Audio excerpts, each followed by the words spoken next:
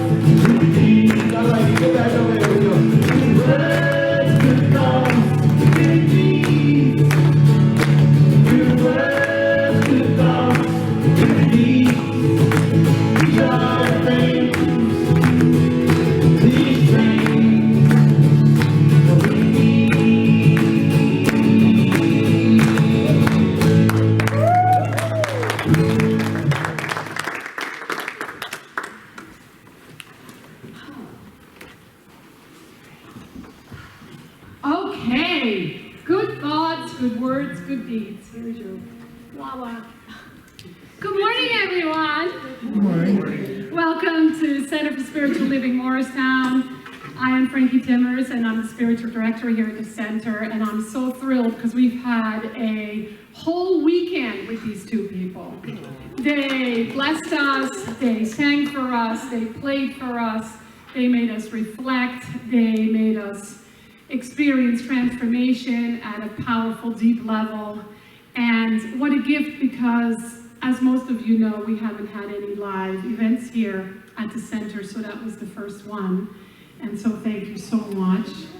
Yeah, first one in like a year and a half, so glad that you kind of kicked us off. And I'll never forget it. That was Bob and Shannon who did all that. So most of you know that we have an updated website. website, so check it out, because there's all kinds of things happening on there. It's a little quiet now that Bob and Shannon are leaving and I'm finishing my flourishing class. We're going to take a little break, but classes will begin again in the fall, and we'll have a really nice lineup for that. If you like to support us, there are very, very easy ways. There's a list on the back table. My personal favorite is text to give. I like it so much that I have to be careful not to do it every day. But, you know, you can never outgive God. So, hey, if you are online with us today, we know that this virtual experience will be in the Ethernet forever and ever and ever and ever. So as I joked last week, maybe at one point you look at it and I'll have a big head of hair. Because Bob said to me, oh, you got, what did you say to me? You said you got my haircut. Yeah, that I got Bob's haircut. It's starting to grow back. I feel a little bit like a bird that fell out of a nest, but it's coming back. So, but if you are online, please say hello to each other, share what you see on Facebook, even on YouTube. The more people know about us, the better, of course. And if you love us so much, that's a wonderful way to let other people know about who we are and what we're doing here at the center. And use the bubble, say hello, make comments besides sharing. And of course, we're on all the social media platforms. Today, Shannon and Bob are doing a presentation, and Bob will do the music, and Shannon is going to speak on the topic, the mystery of life. And if you missed that table up there in the foyer, go take a look, because all of Bob's brilliant music is there. And there's one way to take him home in a really tiny little package, which is a thumb drive with everything on there. It's a thumb drive, right? Mm-hmm. With everything on there, and it's incredibly healing and inspiring music. And they brought something new this time, which are the soul of my song is an oracle card deck, and I really love this. They signed my box. And the first card I pulled on Friday night when I got home was the card Oneness, which was so perfect, and it's another example of how many miracles are happening daily in my life. And the song that goes with that is meditation is my medication. So I think you're gonna maybe hear that today, or we changed it, or well then buy the music. All right, let's support our musical artists. And then Shannon is a wonderful shamanic teacher, and so she's offering one-on-one shamanic divination sessions all day tomorrow. So if you're interested, speak to her and set up a time with her. And I think I'm going to now turn it over to Shannon and Bob. Let's give them a warm Morristown.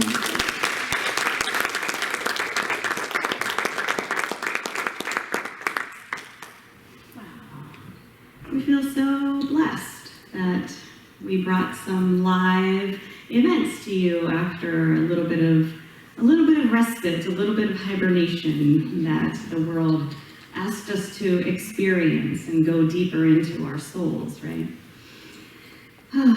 So we were getting ready for this 5 weeks on the road, and this is our first tour since last February-ish. Yep. And I never know what wants to come. So I opened we have a little book nook, I call it, where all our games and books are under our stairs, you know, those little closets that are under the stairways. And these two books popped off the shelf. Okay. This book I got over 25 years ago when I was in college, and I had a world religion class. I haven't opened it in probably 20 years. I was like, okay, I'm going with it. This book I actually got in 2012, shortly after we met, when we were out in California. And it reads like a PhD dissertation. It's called The Transcendent Unity of Religions. And it was written in the 50s. A little bit different language, a little bit different thought concepts. Fantastic messages throughout here. So somehow they both ended up in the message today about the mystery of life. So I want to invite you into an esoteric experience. Scientific studies have documented that brain activation is associated with different inputs. So, for example, the spoken word activates a certain portion of the brain. And depending on the quality, the temperament, the comprehension of the words, depends on what is activated in your brain. Instrumental music has the ability to activate different areas of the brain than the spoken word. So, the degree of activation is influenced by quality, harmonics, interpretation, and also even the level of musical understanding or training theory that the listener might have. So music with lyrics, spoken word plus instrumental, has the potential to activate all areas of the brain that are affected by both the spoken word and instrumental music. So from that, we can deduce that the most optimal exercise for the synapses in our brain would be music that makes us feel good and that is perceived by the listener, maybe not everybody, but by the listener, to have a positive lyrical message and some kind of harmonious resolve, right? Usually when the music leaves us in a state of chaos, we end up leaving ourselves in a state of chaos. So we like that resolve. So I want to invite you into an esoteric experience. So what does esoteric mean? Esoteric, from good old Merriam-Webster, is restricted to or intended for an enlightened or initiated minority, especially because of obtuseness or obscurity. Difficult to understand or abstruse, not openly admitted or private. So, an esoteric experience, your own private, not openly admitted in this moment in time, unique to you and you alone, the minority that you are in this moment inside your beautiful being. This isn't going to require intellect, thank goodness. Let's set that aside for the moment. It's going to require an opening of your mind. It's not going to require comparison to anybody else's experience. It's going to require you to surrender into your own experience. It's not going to require the use of your brain, but permission for your brain to use you. And it will not be an exercise for the majority, but an initiation for your creative spirit. There? Are you ready? So I'm going to invite you to sink in and listen to the music. Feel the music. This is an invitation to your heart, to your mind, to your spirit, to your body, to be navigated by the music. And if that means you want to close your eyes, whatever that means for you, please feel free to take this in.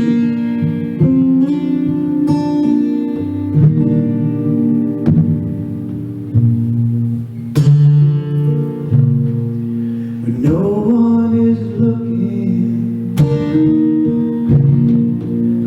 swallow deserts, clouds, and I chew on mountains, because I know they are sweet bones. No one is looking. I slip from the cool summer sky, savor the blue of it. Colors my eyes when no one is looking.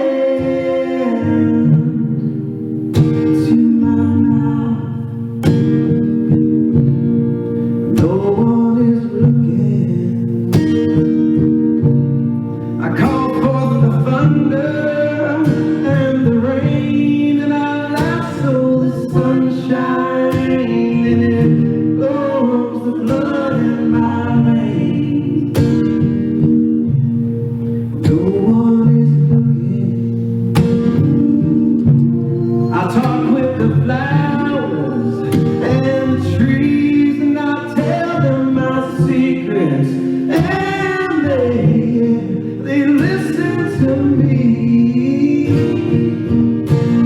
When no one is looking at me, one is looking through me, can't see, and I feel everything it feels me. When I'm all alone in my own sweet home, I can hear the silence calling me home.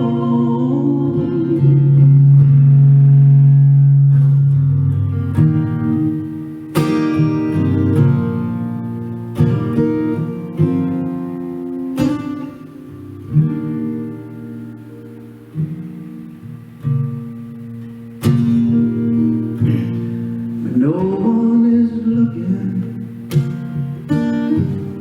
I blow off the dust from the Milky Way, and I polish off the stars, and the dust on my fingers is my own. No one is looking. I paint smiles on faces with frowns, and I swipe a little lift from a joyful child who's holding my hand. No one is looking. I breathe in with you, and I feel sweet relief, and I hold the mystery closer, and I hold my belief. Yeah, I hold the mystery closer, hold my belief. No one is looking. I wanna kiss God when no one is looking. I wanna kiss God. So I lift up my own hand to my mouth, and I hold the mystery closer than I hold my beliefs. Yeah, I hold the mystery closer than I hold my beliefs.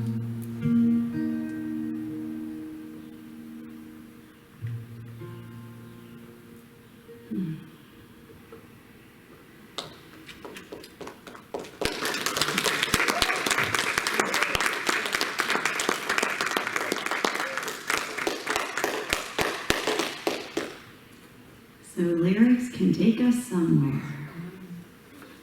The power of listening to music with lyrics. Maybe you were inspired to connect some of your personal life experiences with those lyrics. Maybe you created some new imagery, just simply using the lyrics as the foundation of the magical, esoteric imagery that came through.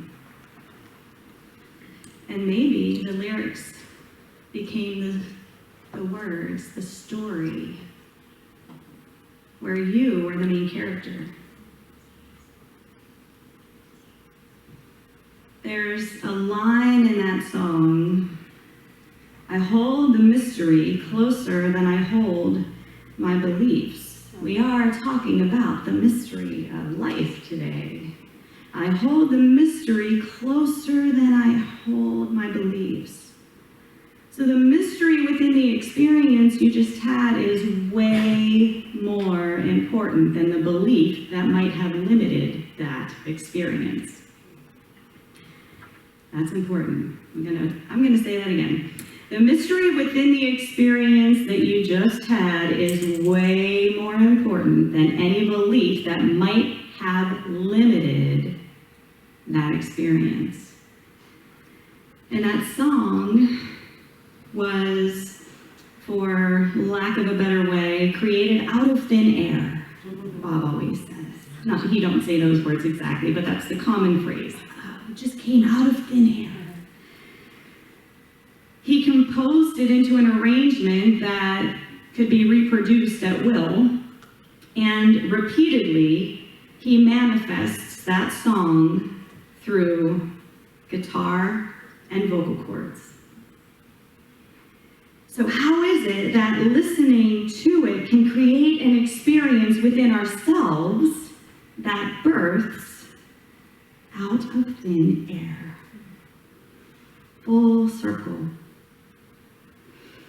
So going back to this PhD dissertation from the 50s, the transcendent unity of religions, there's a passage in here that says, we recall a passage in the Quran in which Abraham asks God to show him how he raises the dead. God answers with the question, dost thou not yet believe? Abraham answers, indeed I believe, but I ask this that my heart may be appeased. Isn't that beautiful? It is in this sense that it is, in our view, always permissible to recall truths which in themselves are quite evident, especially since the most widely known truths are often the most misunderstood. Truth. I hold the mystery closer than I hold my beliefs. Could it be that our beliefs might sometimes prevent us from recognizing and embracing the magic of a mystery that is happening to, through, around, in, and as us? Is that potential mystery what we have come to define as religion, spirituality, our own personalized understanding of religion and spirituality? Could our beliefs possibly downgrade the mystery into a mis-story? See what I did there? From mystery to mis-story. Could it be that our beliefs downgrade that magic, that mystery that runs through all of our experiences? Even the muddy and the mucky ones, there's still a mystery surrounding them. So, I want to allow that mystery to mis-story to seed in you while we shift from esoteric to exoteric. Everybody talks about esoteric, but very few people talk about the exoteric. Returning to the same Schuon book, the esoteric-exoteric distinction as deriving from spiritual types. Intimations and realizations of this supreme identity appear in varying degrees of explicitness in all revealed religions and constitute the point at which they are one. But this establishes religious unity on the esoteric plane. It is hidden and secret, not because those who know will not tell, but because the truth to which they are privy is buried so deep in the human composite that they cannot communicate it. Not in any way the majority will find convincing. As the intellect undercuts the world of distinctions from the standpoint of discriminating perception that divides into subject and object, it appears non-existent. Unity appears non-existent. So the issue of unity and diversity in religion is converted into one of the spiritual types, esoteric and exoteric.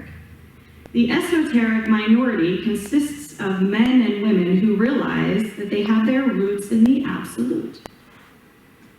Either they experience the identification directly, or failing this, they stand within earshot of its claim.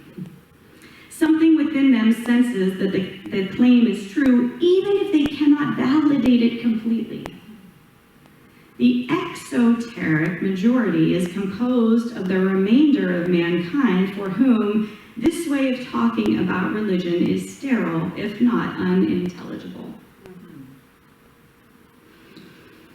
So, what are we talking about when we bring up the concept of exoteric? Exoteric is not confined to an inner circle of disciples or initiates. It is comprehensible to or suited to the public, popular. It is of or relating to the outside, external. So as we shift to the external influencers and influences that threaten our ability to trust the mystery rather than the mystery, we have to go inward. So I would love to invite you into a meditation, whatever that feels right for you, right and perfect, however that feels right in your body, whatever position is perfect. And I always like to start a meditation with inviting you to receive a breath. Allow that breath, that animating life force, to activate all the cells in your body. And give your breath attention. Allow it to activate where you feel it entering your body. Direct it, play with it, send it to different parts of your body, and activate each and every cell, molecule, tissue, muscle, organ.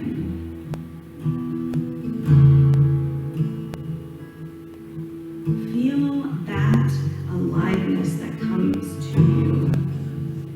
Feel yourself waking up.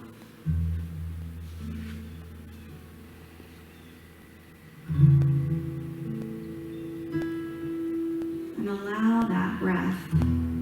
Give that breath permission to awaken your inner knowing.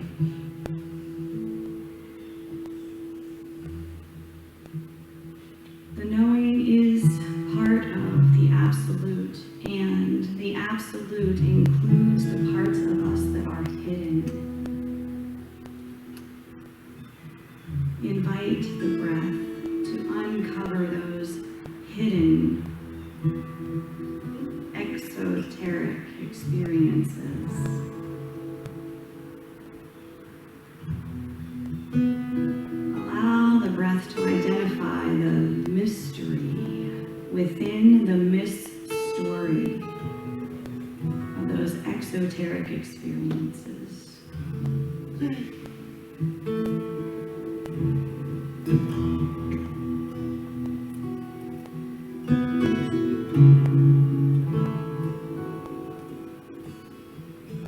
This here is sacred. This here is pure. This here is what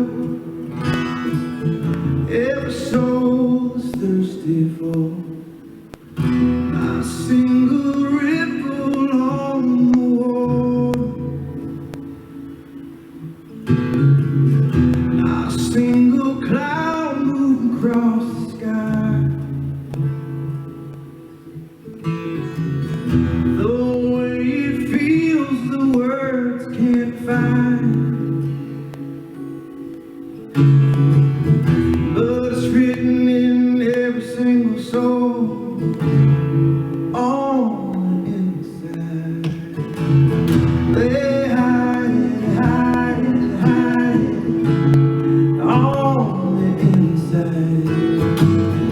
You'll find it, find it, find it when you don't try.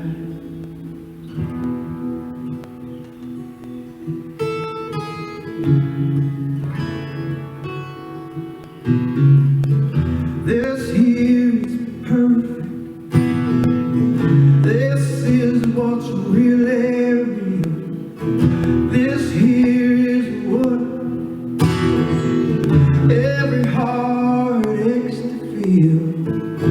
When the stillness reaches out from the Father, when the silence speaks through the mud, you can see the thread that runs right through, and suddenly you feel everything looking right back at you. They hide it, hide it, hide it on the inside. You'll find it, find it, find it when you don't try.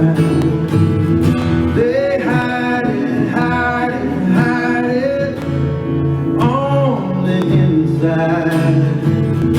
You'll find it, find it, find it when you don't try. It's what you were looking for.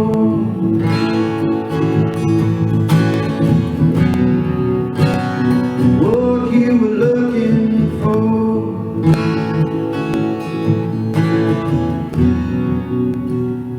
What you were looking for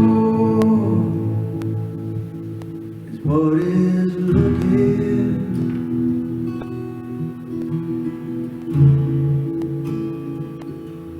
Is what is looking.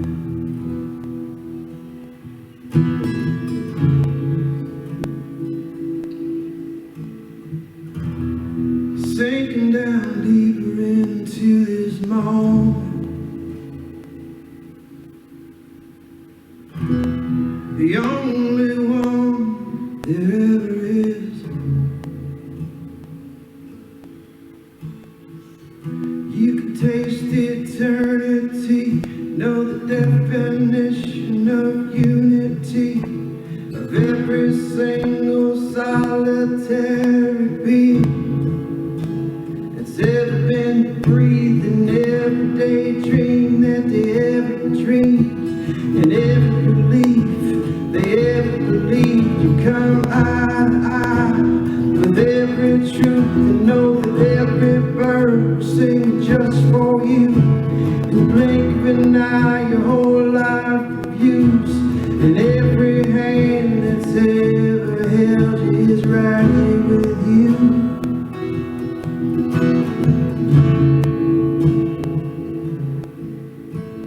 In every room that's ever fallen still, and in every room that ever will, Spirit arrives and shows its face, and comes alive so you can taste its grace. But they hide it, on the inside. You'll find it, find it when you don't try. Is what you were looking for.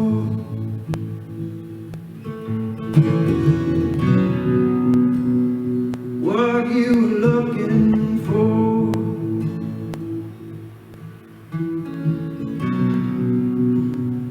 What you were looking for is what is looking.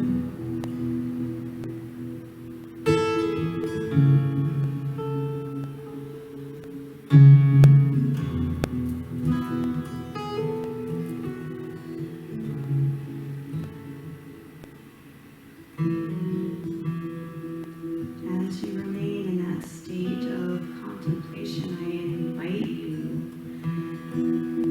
to show gratitude for hidden gems, those jewels, those uncovered, forgotten moments on the inside. I invite you to welcome those exoteric concepts and misunderstandings that create confusion, that create challenge, that create conflict.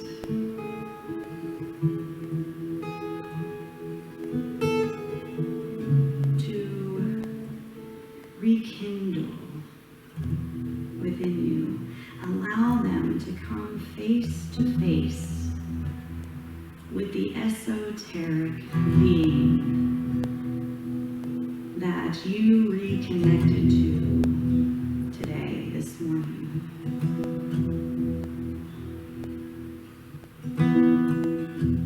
Allow them to see the truths that run through each other.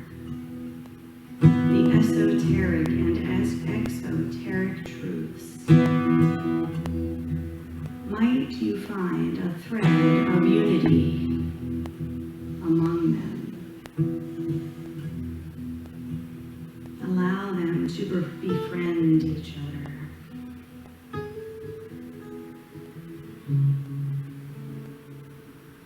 Find that kinship with the I am within you. The all that is includes the esoteric and the exoteric.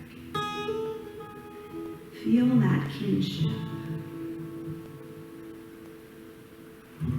Feel the wisdom that they both carry and allow them to merge into a single truth for you.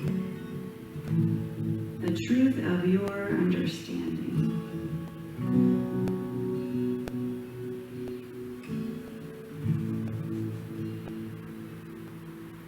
And as you are ready, I invite you to reconnect with the breath. Allow the breath to anchor that truth of your knowing in you. And as you are ready, allow that truth of your knowing to return to the room.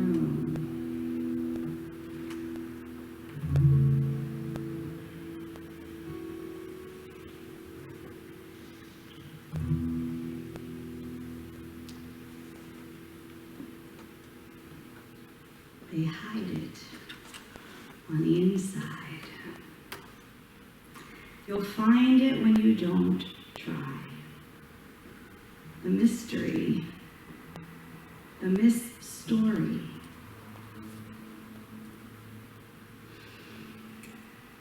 This other book that I referenced was, as I said, 25 at least years old. The Best Guide to Eastern Philosophy and Religion. And that's what you're looking for when you're in college and you're taking a world religion class.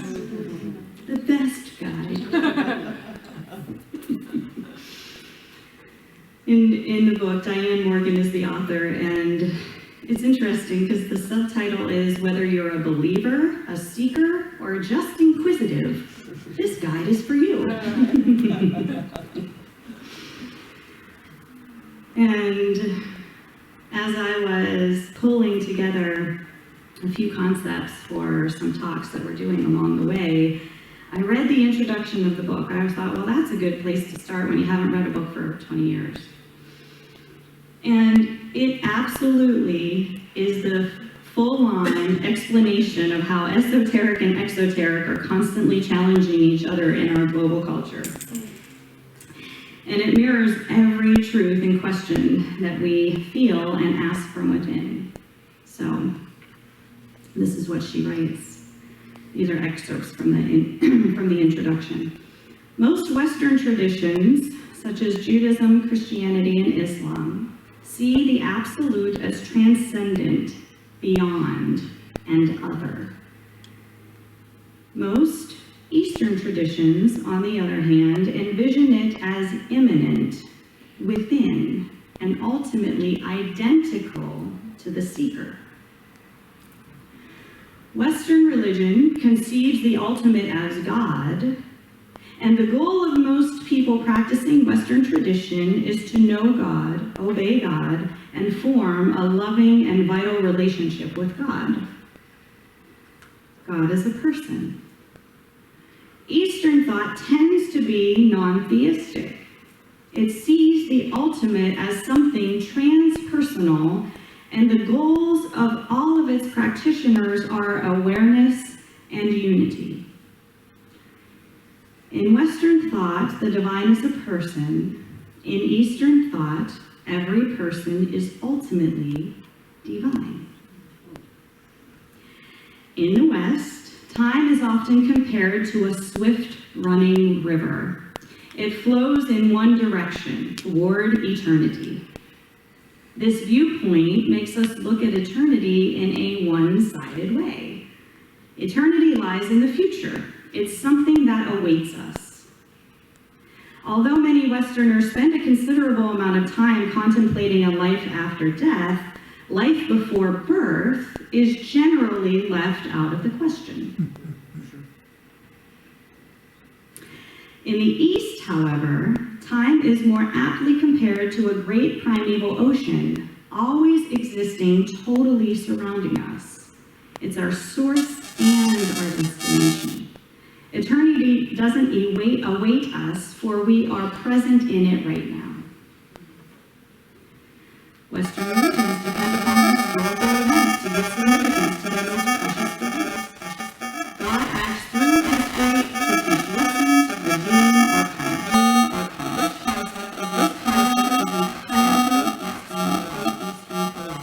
This concept is entirely Eastern philosophy. It would be better to say that history is a reflection of human rather than divine action. It results from our acts, not God's plan, for Eastern philosophy. In the East, lines blur between religion and philosophy. The sacred is not distinct from the profane. All branches of knowledge are seen as aspects of one truth.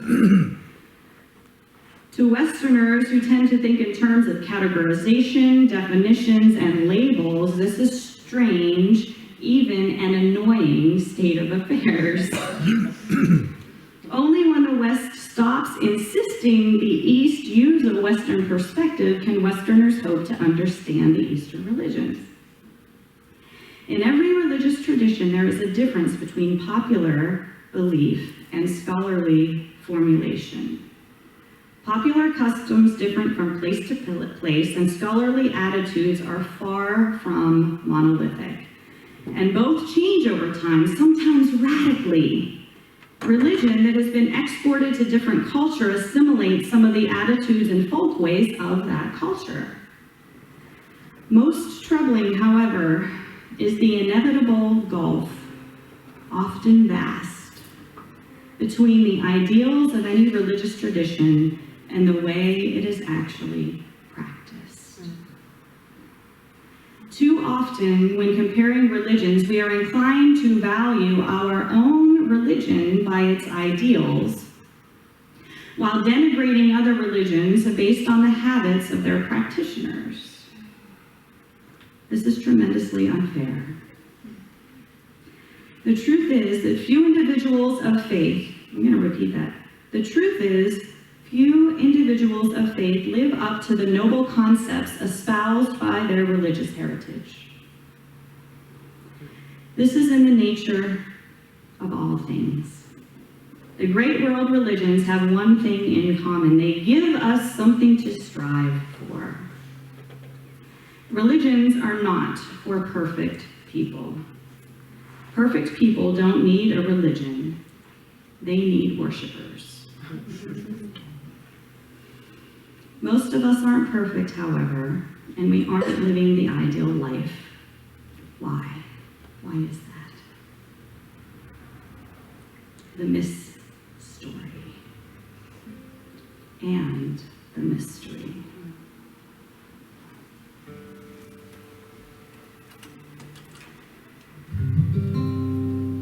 So the interesting thought of that line, I hold the mystery closer than I hold my beliefs. In this day and age, in the last year, the fear of death has gone like on the meter of like up to here.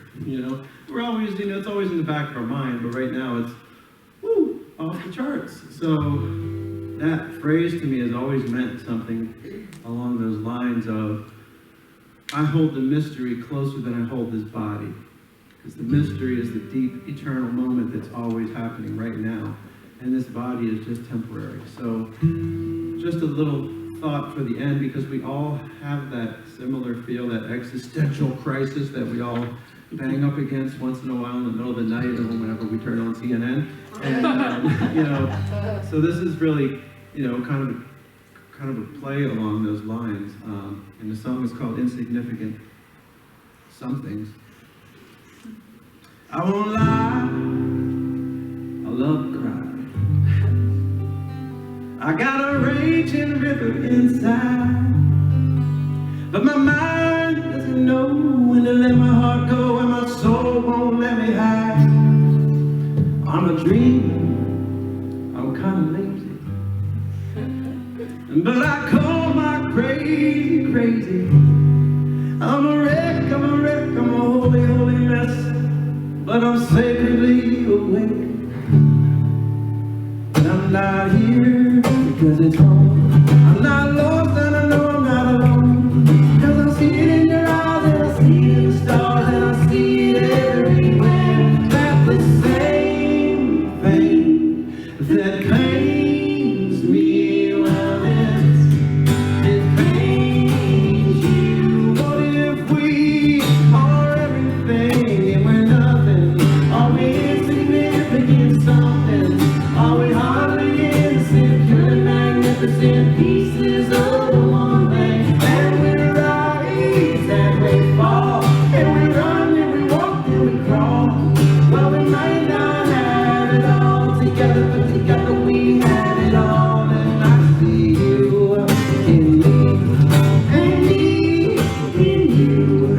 And the lines get crossed, they're blurry and I'm worried, and I get so confused because we hurt from our hurts, and we fear from our worst, and we love from the love that we won't drink of. It's an endless bottomless thirst, and I have found that it matters that the past has passed. And if you're dead and let it go, and you stare down the ghost, well, the ghost stops staring back.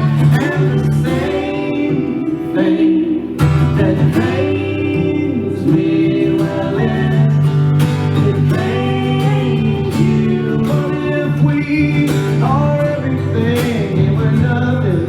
Are we insignificant something? Are we hardly innocent, pure magnificent pieces of the one thing? And we rise and we fall, and we run and we walk and we crawl. Well, we might not have it all together, but together we have it all. And when you see me, you can know that I'm a little bit of her and him. I'm a little bit of me and you. And there are no strangers, and we're in danger of missing out on this truth. That there are stages and there are queens. There's a scene and there is the unseen. When you gaze in the mirror, will it ever get clearer? Can you wake up from this dream that there are lies before your eyes? We're all wrapped up in a disguise. Well, the truth needs no proof, and it goes by many names and many languages and many faiths. Stop seeking and seeing you, and be still and you know that it's true. If you don't believe that there's a man by the river with a bucket of water to sell to you. And the same thing that pains me, well, it pains you. But if we are everything and we're nothing, are we insignificant something? Are we hardly innocent, purely magnificent pieces of the one thing? And we rise and we fall, and we run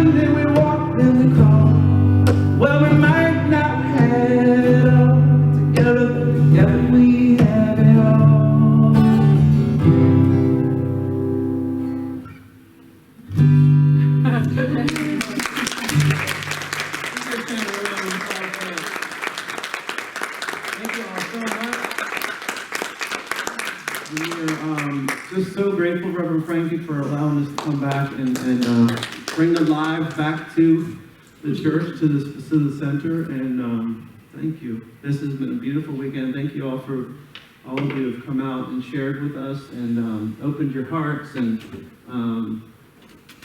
opened the abundance of what you have to help share in our work by buying our CDs and the little flash drive, the thumb drive, we call it the thumb drive, and just the idea that you're all here together in person is very encouraging. So thank you for being here. And so we're going to end with a prayer from the Eastern tradition to go along with your book. See, I went into the bookstore right after she did, and they were out of that, so I got the second best spiritual book.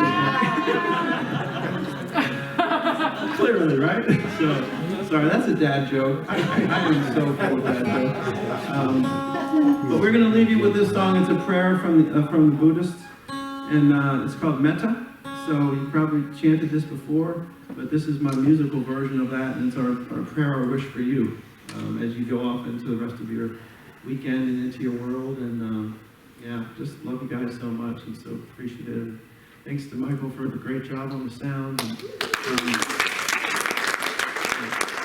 the feedback that you heard had nothing to do with the sound. It happens all the time, especially during that song, because, well, you know what I'm talking about. All the energy. So the strings vibrate more than they ever do when you're doing a sound check because of all the energy that you bring. So that was pretty cool. I could feel that. I don't know about you guys. So anyway, we're going to end with this. We'll let it build up, and then you guys can do whatever you want with it. You might want to get up and walk around and sing one another. We'll see what happens.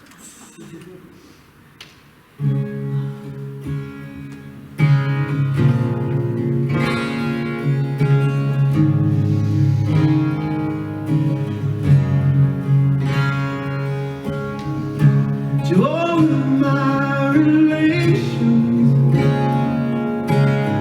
I look you in the eye,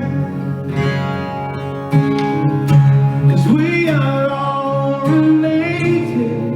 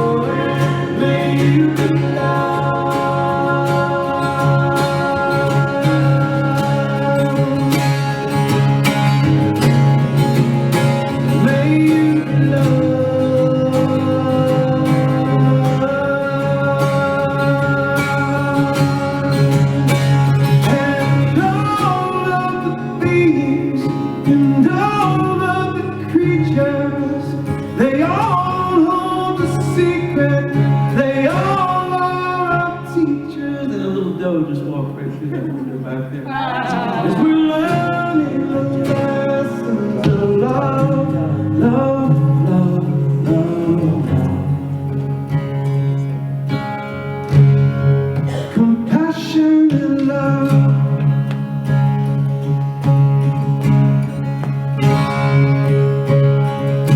And what if all creation sang this song to you? Could your heart become the home to place that love into? Then this simple song travels on everywhere you go. It becomes your beating heart and the rhythm of your soul. Come on, y'all, sing it to one another, sing it to the world. Make you well, make you be happy, may you be peaceful, and may you be loved. Come on, up on your feet with us. May you be well, may you be happy, may you be peaceful, and may you be loved. Come on, y'all, up on your feet with us. Come on, y'all. You're gonna have to walk out here eventually.